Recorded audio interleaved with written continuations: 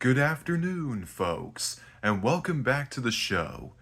In today's episode of Grant Kerkhof's Learning Series, I'm going to do a review of Godzilla Raids Again. Alright, folks, here it is. So the first picture of the day is this. Just like this title says, Godzilla Raids Again. Produced by Toho Company Ltd, from Japan. And there's Toho with the Japanese logo because it is a Japanese country company. I just really meant company though, since it is from the country of Japan. A Japanese company. And this texture also says Godzilla challenged by a new monster called Anguillus, which his later ally so that's Anguillus, which is now known as Anguirus. Former Anguillus, which is now known as Anguirus, Godzilla's first foe and later ally. And there's some people running in the background trying to get away from the two monsters as they go head to head. Here's another one.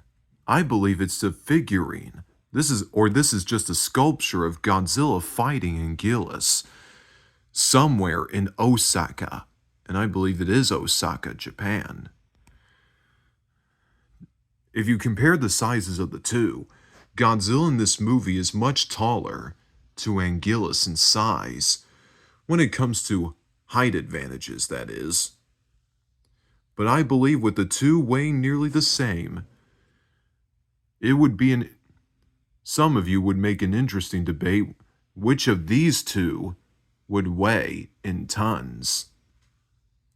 It's pretty hard to tell, because I haven't looked at the original Godzilla's weight though. I believe he would weigh about 26 or 30,000 tons, which is just as the same weight as the GMK Godzilla from the Millennium series movie.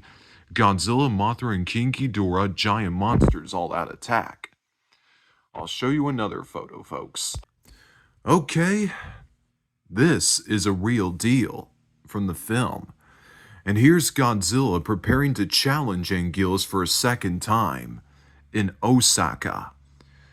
In the beginning of the movie, they first fought on an island somewhere in the Pacific Ocean.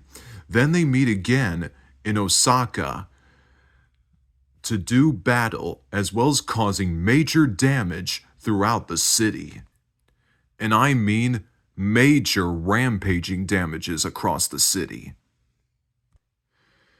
Here's the last photo of the day.